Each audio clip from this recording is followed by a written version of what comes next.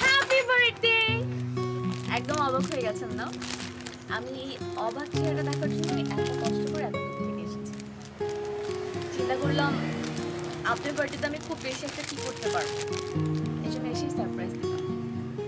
এর থেকে বড় সারপ্রাইজ আসলে আমি দিতে পারতাম না। আপনি খুশি হননি? তুমি সত্যি মানে আমাকে অনেক অবাক করে দিয়েছো। তুমি আমাকে একবার বলে আসতে, মানে বলে আসলেই তো হতো। জানিয়ে আসলে সারপ্রাইজটা কিভাবে হতো আর আমি অবাক হওয়ার মুখটা কিভাবে দেখতাম? হ্যাঁ, কিন্তু আমি যদি বাসায় না থাকতাম তাহলে তখন কি আর করতাম? এই দরজার সামনে দাঁড়িয়ে ওয়েট করতাম। হ্যাঁ আপনি খুশি হননি? হ্যাঁ, কিন্তু বলে আসলে খুব ভালো হতো, মানে আমাকে জানিয়ে আসলে। আরে আমি আরো মনে করলাম আপনি খুশি হয়ে আমাকে বাসার ভেতরে নিয়ে যাবেন, তা না আপনি জিজ্ঞেস করছেন কেন জানিয়ে আসলাম না। আমাকে ভেতরে তো আসতে বলেন, আমি দেখিয়েছি আপনি আমাকে ছাড়া আমাদের সংসারে কিভাবে সাজিয়েছেন।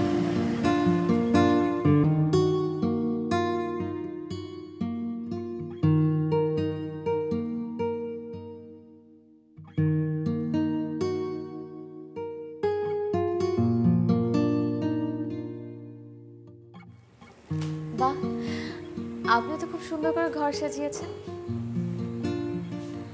বাকিটুকু আমি গুছিয়ে নেব।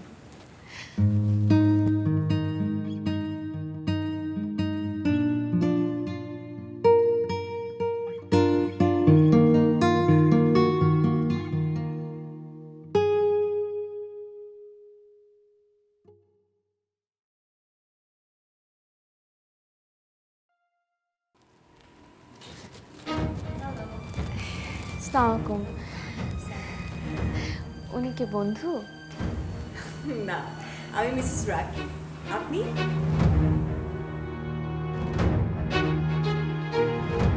তোমার রিলেটিভ? আমাকে কিন্তু ও কিচ্ছু বলেনি। আপনি নিশ্চয়ই দেশ থেকে এসেছেন। আই এম সো সরি, আমি কথা বলেই যাচ্ছি। আপনি বসুন না প্লিজ। কি ব্যাপার, তুমি দাঁড়িয়ে আছো কেন? বসো। অনেক টায়ার্ড, অনেক জার্নি হয়েছে না?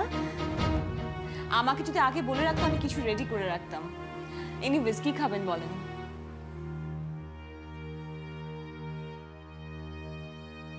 তুমি এখনো কিন্তু পরিচয় করিয়ে দিলে না।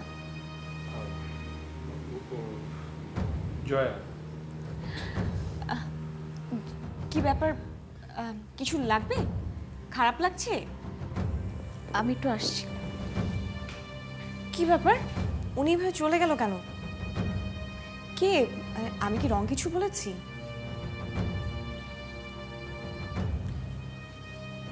কি ব্যাপার, কিছু বলছো না যে?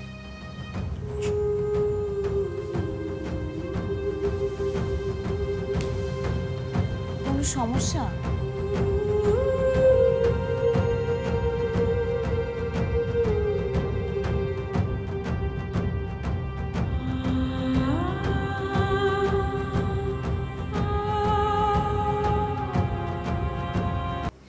আমি বুঝতে পারছি না, কোনো সমস্যা?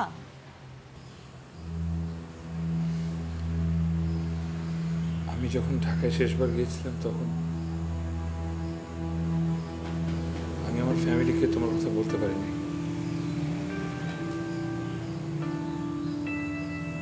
আসলে তোমাকে মিথ্যা বলছিলাম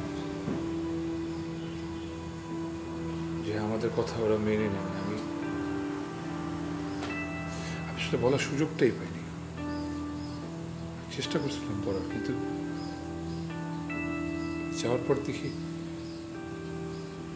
আমার একবারে বিয়ের আয়োজন করে ওরা সবাই বসে আছে। আর জয়ার ফ্যামিলির সাপোর্টে আমি এখানে আসতে পেরেছিলাম।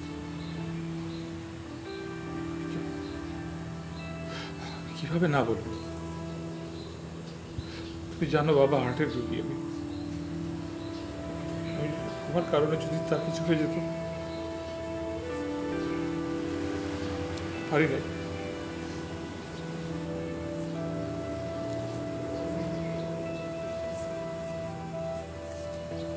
সরি।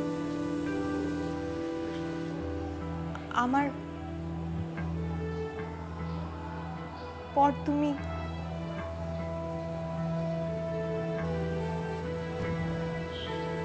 এটা ট্রু না।